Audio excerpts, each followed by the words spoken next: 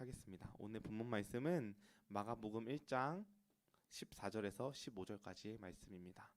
마가복음 1장 14절에서 15절까지의 말씀입니다.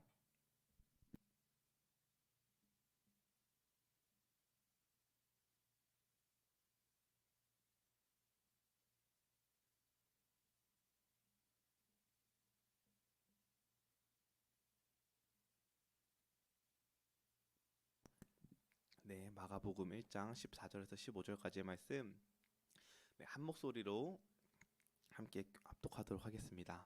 시작. 요한이 잡힌 후 예수께서 갈릴리에 오셔서 하나님의 복음을 전파하여 이르시되 때가 찼고 하나님의 나라가 가까이 왔으니 회개하고 복음을 믿으라 하시더라. 아멘. 아멘. 네, 오늘은 회개하고 복음을 믿는 삶이라는 제목을 가지고 우리 성도님들과 말씀을 나누려고 합니다. 네, 오늘 본문은요, 예수님께서 공생애를 시작하시고 처음으로 하신 설교 말씀입니다.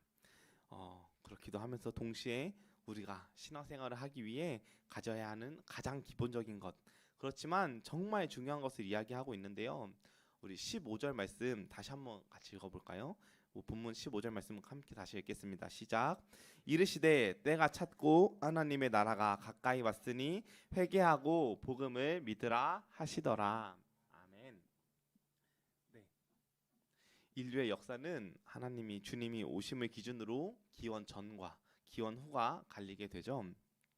기원 전을 약자로 뭐라 하시는지 아시나요? 기원 전 BC라고 합니다. 기원 전 BC. 이게 뭐에 주는 말인지도 아시나요? 기원전 BC라는 말이 요즘에는 원래는 before Christ라는 말입니다. 주님이 오시기 전 before Christ. 요즘에는 before 코로나 그래서 BC라고 부르기도 했었는데 원래 뜻은 BC before Christ, 주님이 오시기 전 시간을 BC라고 하고요. 기원 후, 그러니까 예수님이 오고 난 후에는 AD라는 약자를 씁니다. AD는 뭐의 약자일까요? 비포 크라이스트 말고 AD는 헬라어인데요. 아노 도미니라는 뜻입니다. 아노 도미니라는 말 종종 들어보셨죠? 주님의 해라는 뜻인데요. 그러니까 올해가 2023년이니까 AD 2023년, 즉 주님이 오신 지 2023년을 된다. 이렇게 기원을 정하고 우리가 시간을 보내고 있습니다. 이렇듯 인류의 역사는 예수님이 오기 전과 후로 시간의 기준을 잡아서 갈리게 되는데요. 주님이 오시기 전의 역사와 주님이 오신 후의 역사는 다를 수밖에 없는 것입니다. 그렇다면 우리의 삶은 어떤지 돌아봅시다. 주님 앞에 정말 처절한 회개를 하고 또 주님을 만난 후에 우리의 모습은 그 전의 모습과 정말 다르십니까? 정말 주님을 모르는 이들과 다른 삶을 정말 여러분 살아가고 계신가요? 예수님을 믿어도 옛 사랑과 다르지 않다면 우리는 다시금 주님의 말씀을 기억하고 그 말씀을 붙잡아야 할 것입니다. 여러분은 예수님 하면 어떤 게 떠오르시나요? 예수님 하면 십자가가 떠오르는 분들도 있고요. 아니면 양들을 치는 목자의 그 이미지, 아니면 어떤 찬양의 가사, 아니면 예수님이라는 그 이름, 어쩌면 하나님, 성령님, 여러 가지가 다 떠오를 것입니다. 또 십자가에 달리신 그 아픔, 또 주님을 따르던 제자들, 또 비유로 말씀하신 하나님, 예수님의 여러 가지 설교들, 이런 것들이 막 많이 떠오르실 텐데요. 그 중에 그런 예수님이 그런 하나님의 말씀이 되어 육신 가운데 오신 우리 예수님이 하나님의 이 성육신하셔서 공생기 가운데 우리에게 하신 말씀이 하나님의 나라를 가르쳐 주시면서 하나님 나라의 비밀을 말씀해 주셨습니다. 또 그러면서 동시에 그리스도인의 삶의 태도를 가르쳐 주셨고 그 예수님께서 그것을 온전히 살아내심으로 예수님께서 길과 진리 또 생명과 복음이 되어 주셨죠. 예수님의 이 공생 기간 동안에 하신 말씀들, 설교들, 그분이 행하시던 기적들을 요약하면 또 오늘 본문 15절 말씀이 됩니다. 제가 읽어드릴게요. 때가 찼다. 하나님의 나라가 가까이 왔다. 회개하여라. 복음을 믿어라. 이 말씀을 예수님이 공생의 기한 가운데 이 땅에 오신 가운데 우리에게 계속해서 말씀을 하고 계신 겁니다.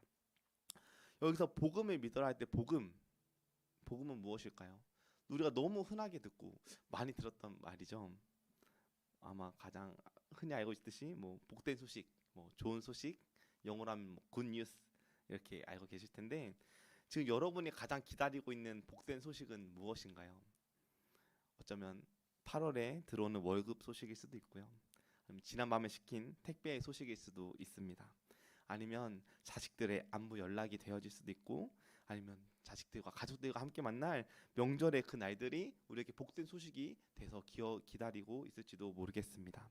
아니면 어쩌면 큰 병이 의심되어서 병원에 검사를 받는 사람이라면 걱정을 하지 않아도 된다는 결과를 아니면 좋은 치료법이 있으니 잘 회복될 수 있다는 소식을 기다리는 것 이것이 우리에게 복된 소식이 되고 있지는 않은지 한번 생각을 해볼 필요가 있는 것 같습니다. 물론 우리가 생각한 월급을 받는 것, 뭐 택배가 도착하는 것, 병에서 회복이 되어지는 소식이 정말 기쁜 소식 맞습니다. 좋은 소식이고요. 우리에게 필요한 소식입니다. 그렇지만 분명하게 말씀드릴 수 있는 건 그 소식이 여러분에게는 기쁜 소식, 복된 소식이 될지 몰라도 모든 사람에게 통용되는 기쁜 소식은 아니라는 것입니다. 지금 나에게는 또 복된 소식일 수 있지만 또 시간이 지나면 복된 소식이 아닐 수가 있다는 말인 거죠. 하지만 예수님은 또 주님의 제자들은 복음을 전달하는 것에 아주 적극적이고 열정적이었습니다. 대부분의 주님의 제자들은 또 사도 바울은 복음을 전하는 일에 자신의 일생 전부를 사용을 했는데요. 그렇게 보면 우리의 월급 소식, 택배 소식, 자식들과 연락했다는 소식들을 전하기 위해 우리의 모든 남은 인생을 다 사용하지는 않습니다. 그렇다는 것은 예수님께서 우리를 구원하신다는 복음의 소식은 우리가 일상에서 접하는 소소한 그러한 좋은 소식과는 차원이 다른 좋은 소식임을 우리가 기억하고 깨달아야 한다는 것입니다. 그럼에도 이러한 소식과 복음의 공통점이 있다면 갑자기 일어난 일이 아니라는 것입니다. 일정한 시간 동안 일을 하고 그에 응당한 보수를 받기로 약속을 했고 내가 택배를 주문을 했기 때문에 그 물건이 나에게 오게 되었고요. 병원에서 진료를 받았기에 그 좋은 소식을 들을 수 있었다는 거죠. 그 소식은 그 택배는 그 월급은 그 병원의 좋은 소식은 갑자기 나에게 찾아오지 않는다는 것입니다.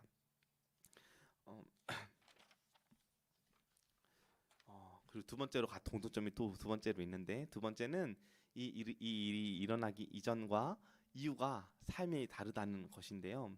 월급을 다 사용한 나와 월급을 받았을 때 나는 내 삶이 달라질 수밖에 없습니다. 너무나도 다를 수밖에 없죠. 또 택배 물건을 받기 전과 받고 난 후의 나의 모습은 다릅니다. 또 병을 갖고 있는 나와 병이 회복되고 완치된 나의 모습은 다를 수밖에 없는 것이죠. 그렇습니다. 좋은 소식 이전과 이유는 같을 수가 없는 것입니다. 또 세 번째로 공통점이 있는데요. 완전히 이루기 위해서는 기다림의 시간이 필요하다는 것입니다. 무슨 말이냐면 월급을 다 쓰면 다음 달에 약속의 시간이 올 때까지 그리고 받았다고 바로 돈을 다 쓰는 것이 아니라 필요한 때에 갖고 싶은 것이 생겨야 그 기다림의 시간이 필요하게 됩니다. 또 물건을 주문하고 나서도 바로 오는 것이 아니죠. 도착했다는 연락을 받기까지 또 연락을 받고 내가 집으로 가서 상자를 뜯고 그 물건을 확인하고 그 물건을 제대로 된 목적으로 사용하기 위해서는 기다림의 시간들이 필요하다는 것입니다. 또 내가 병에 걸려서 치료를 받았다 할지라도 그것이 완전히 회복되기 위해서는 또 기다림의 또 재활의 시간이 또 필요하죠. 이처럼 좋은 소식은 그 일을 기대하고 준비한 것들이 있고요. 또 확실히 일어난 일은 그 이전과 이유가 같을 수가 없으면서 동시에 효과가 나타나기까지에는 기다림의 시간이 어느 정도 필요하다는 것이 복음과 우리 일상에서 접하는 소소한 소식의 공통점들이 있는 것 같습니다. 네, 방금 말씀드렸다시피 복음도 그러한데요. 예수님께서 우리의 죄를 짊어지시고 십자가에 달리심은 우리가 하나님 뜻대로 살아가지 않고 죄악 가득 찬 삶을 살았기 때문에 예수 그리스도는 십자가를 지시게 되셨습니다. 그렇기에 이 사실을 듣고 믿는 우리들은요, 지금의 삶이 똑같이 살아갈 수 없다는 것입니다. 이 소식을 알게 됐고 이 이야기를 알게 되고 믿어지게 되고 내 마음 가운데 받아들이게 됐다면 그 전과 그 이유는 같을 수가 없다는 것입니다. 죽을 수밖에 없었던 우리를 살려주셨기 때문이죠. 우리를 사랑하시고 우리를 위해 십자가에 달리신 예수님의 그 존재를 알았을 때 우리의 삶은 달라져야만 한다는 것입니다. 어떻게 달라지지 않을 수가 있을까요? 어떻게 아무렇지 않게 우리가 삶을 살아갈 수가 있을까요?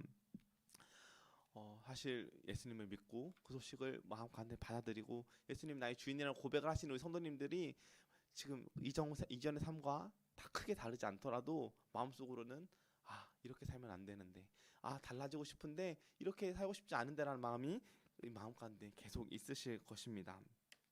변하지 않는 삶을 기대하는 것이 아니라 변하는 삶을 기대하고 계신 것이죠.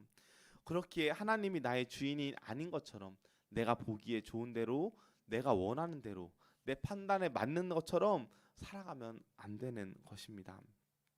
그게 좋고 행복하고 당연하게 보인다고 할지라도 말이죠.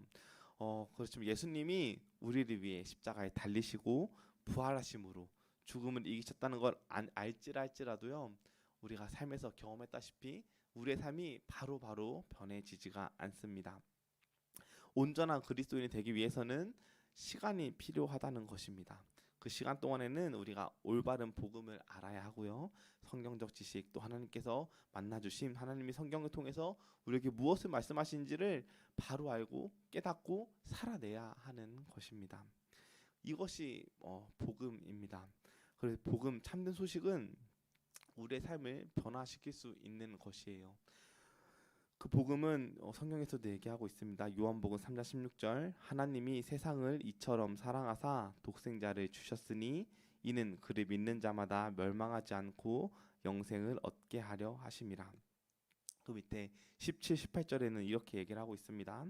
하나님이 그 아들을 세상에 보내신 것은 세상을 심판하려 하심이 아니요 그로 말미암아 세상의 구원을 받게 하려 하심이라. 18절, 그를 믿는 자는 심판을 받지 아니하는 것이요 믿지 아니하는 자는 하나님의 독생자 그 이름을 믿지 아니함으로 벌써 심판을 받은 것이라. 아멘. 또 로마서 5장 8절에는요, 우리가 아직 죄인 되었을 때 그리스도께서 우리를 위하여 죽으심으로 하나님께서 우리에 대한 자기의 사랑을 확증하셨느니라. 아멘. 이렇게 이야기를 하고 있습니다.